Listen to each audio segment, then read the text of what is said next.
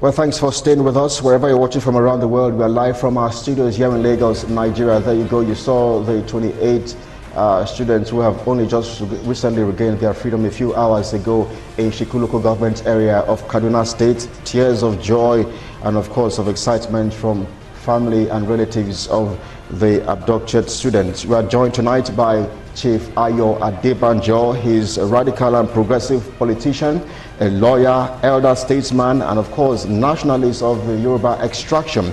He's also a chieftain of the sociocultural group Afenifere. Chief Ayo, I would like to thank you most kindly for all what you have done for this country, and of course for being a voice to the voiceless. Chief, thank you so much for joining us tonight. Yes, Chief. So let's begin with an interview which you granted very recently, where you have been quoted as saying that saying that President Muhammadu Buhari has declared war on Yoruba people following the arrest of Yoruba activists and agitators Sunday at Ademo. Help us understand why you think this war is against the Yorubas. Look at the country now. Yoruba area is the most peaceful, and one is after go because it was the man who was able to eject the Fulani of his tribe, who have raped, murdered, kidnapped his people in Igboho. He successfully dealt with the Fulani there. Buhari is not happy about that. And all that he said was that by the time his uncle came from abroad to establish farm settlement there, employ over 500 people, invest in over 500 million, the Fulani aspect came here, destroyed the farm and killed him to the body. There was no reaction from the federal government or from the state government, which claimed to be the chief security, the chief protector of private property under the constitution. Well, Igboho came into the limelight as a sort of self-help. I don't know him. Nobody knew Igboho until this time. And why? When the atrocities of the Fulani are being done, and Buhari turned a deaf ear, pretended as if he doesn't know what's happening. The man reacted and successfully ejected the Fulani man who is kidnapping, getting money from his people, after kidnapping, raping the wives, ejecting the Oba there, and killing people. His reaction was the reaction to the action of Buhari, is ineptitude to the security of the state. And all that is doing after Igboho now is expecting the Yorubas to be attacking the Fulanis, and thereby he will declare a state of emergency in the West. I'm warning our people, we are not going to react violently. It is going to be a pretext for him to declare a state of emergency and postpone the election that he claimed to have, which he doesn't intend to do, and prolong his life there. What has going on? That is not no civilized country. It's calling for secession. Is that the legal statement? Is that unnatural? And the Scottish Nationalist Party not sitting with Boris Johnson in PPT after long association of 1707. They said they want to secede. Boris Johnson has not been harassing them. He has not imprisoned them. He has not been laying them in the midnight. So why did a lot of back provoking the Yorubas? He says, no, after this man, midnight, without warrant, without anything, went to his castle. The man's house is his castle. Killed him, committed murder there. He couldn't find him, carried his people away, and destroyed his property in the name of looking for somebody. There's a law in this country, and we are still claiming to be under constitutional democracy. Where in the whole world such a thing done with impunity? That's why we want to declare war. But we will not retaliate. We call on our God. It's depending on the fact that he has all the architecture of violence in his hand. The chief of army staff, the chief of air staff, all the security personnel are in his hand. Even the southern people who say they want to have their own security in Amoteku, he refused to have them. Whereas the people they want to attack are fully armed. He has not declared war or the harassment. He has not declared that they should not carry arms. You see them with AK-47. He has not uttered a word to condemn them. Even when the governor of Benue, Otto, they killed about 70 people in this village. After going from Magatu, coming to Makodi, they went to Buhari, like the chief security of that state. I know the people who are doing this up to me. They wrote me a letter. That's that day. And they said, go down my land and that they are coming back. It showed the name of the Buhari. What did Buhari say? They go and make friends with your neighbors. That is the chief security officer of the state. He even said the posted inspector general of police that in January. By April, he didn't know whether he went there or not. And the man was still in office. Right there.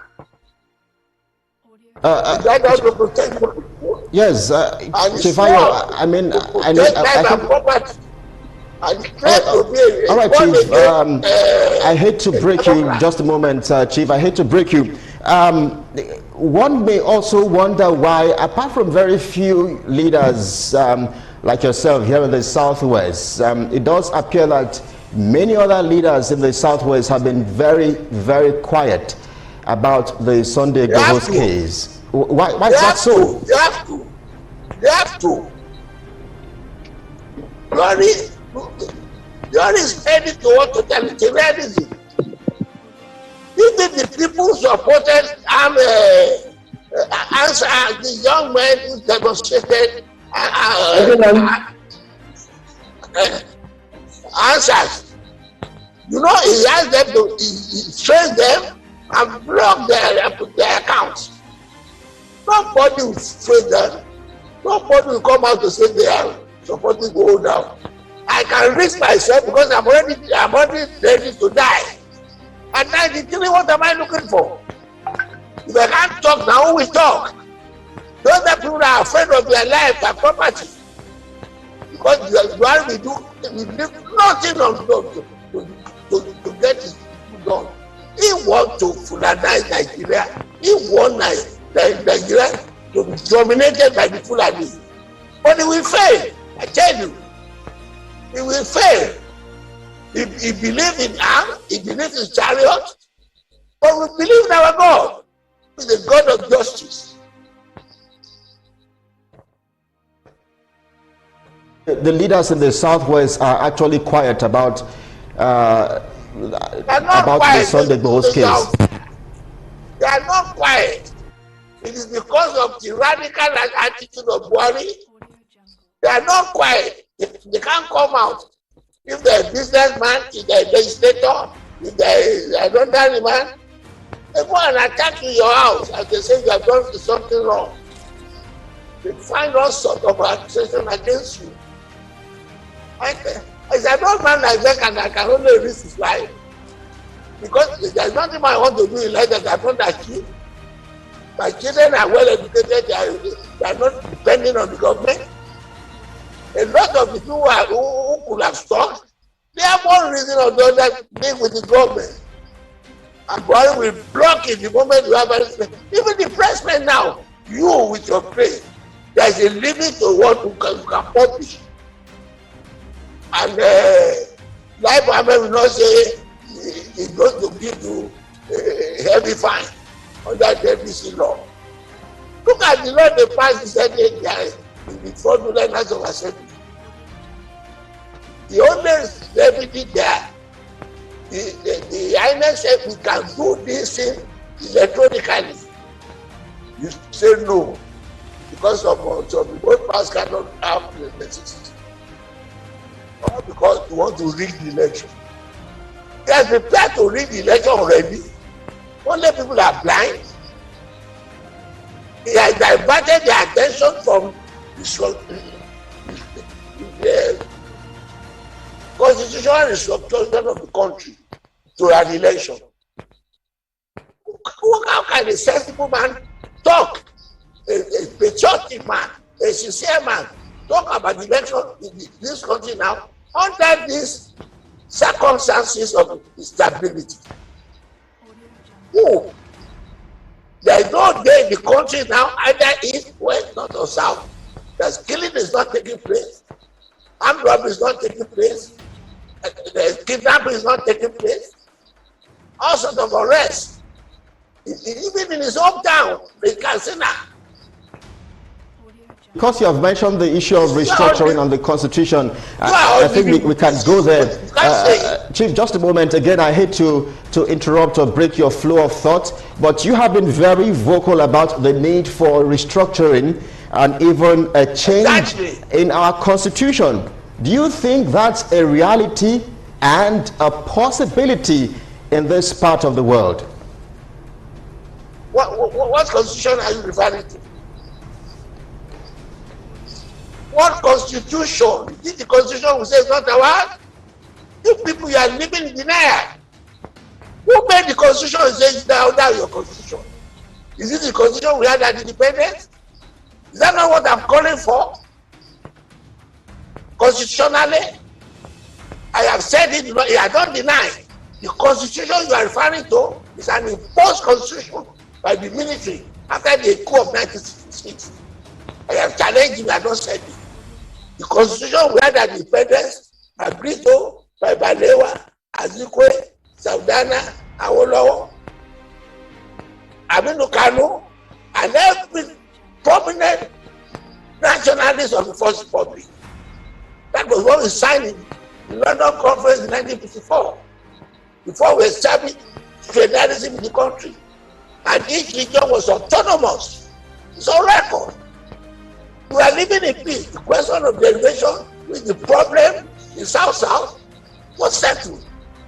That any resources under Section 14 on this Constitution of 1950, any mineral resources, tax or anything, 50% to go to the area where it was derived. It's in the Constitution of 1950. You now take it. You are now dictating to the owner of the land how much you be giving for its resources. It's unfortunate. Unfortunately, people like you who claim to be in the press, you can't talk out and you pretend to be trying to be balancing when you are aiding and abetting fraud. Ayo Adebanjo, all the president can't talk. Yes. Because if you don't now, Lai Mohammed will come and say fake news. The fact all sort of laws that is not done in a democracy. We're exposed to the old world. You do a lot of things that's a disgrace to a modern world. And nobody can talk to him. If someone colleague can't talk to him, Sultan can't talk to him. And does everything with impunity. He behaves as if there is no God. I tell you, God will come in his own greatness and save Chief. the poor people of this country. All right, Chief. Just before I let you go, how are you responding to the news of the release of 28 students from the Bethel Baptist Secondary School in Shikun local government area of Kaduna State? 28 more have only just regained freedom. Very briefly, Chief, if you may, just how can we even put an end to this business of kidnappings and banditry in many parts of the country? I don't get your question. What is your question?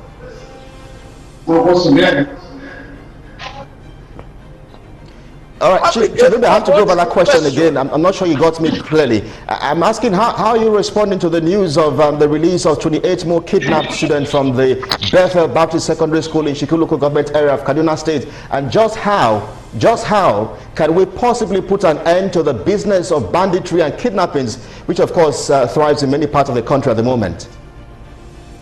Like that. So you are taking it by that action. After many people have been killed, after many people have been ransomed, has it stopped? When the government now negotiates with the bandits, the government can control the culture of the people. The bandits are so powerful, they even give the terms of their you should be ashamed. What does it do? It's only acting against the opposition, against Igboho and Kanu. It's not acting against the people who are really disturbing the peace of the country because they belong to a certain group. You people know the truth. I just asking them to climb up. What is the joy about that? What is the joy about that? The cheaper guys are never released at what cost? Who is there? Nobody is able to reach the bandits, negotiate with them, give them money and come out. But the soldiers you pay for can't reach the bandits. And you all living witnesses. And you close your eyes, you pretend as if you don't know. When they use our resources now to pay bandits, who they should have wiped out, you say, oh yes, they are good there. You clap. You are clapping for inefficiency, incompetence, and reckless abuse of power. I'm not impressed by that. That's what we are thinking of. Chief Ayo Adebanjo, I would like to thank you most kindly for agreeing to speak with us. It's always a delight to speak with you, Chief Ayo Adebanjo. I would like to thank you most kindly, elder statesman and chieftain of the social cultural group, Afeni Ferry. Thank you so much for speaking with Galaxy TV tonight, Chief. Increase it to 120. Bandits negotiating with government in power, headed by a military officer who was a general. You should cover your face. And I'm sure if there's any shame at all, the general should cover his face. He's grace as a general that he can't take over, can't control bandits. Negotiating with bandits. Good Lord, deliver us. All right, Chief. Chief, thank you so much for speaking with us, Chief. I mean, I hate to let you go tonight, but Chief Ayo Adebanjo, it's always a delight to chat with you. It's always a delight to view Nigeria from the eyes of your lens. We'd like to thank you most kindly for speaking with us tonight. Well, we'll be speaking with radical and progressive politician, lawyer, elder statesman, and of course, the chieftain of social cultural group, Afeni Ferry, Chief Ayo Adebanjo.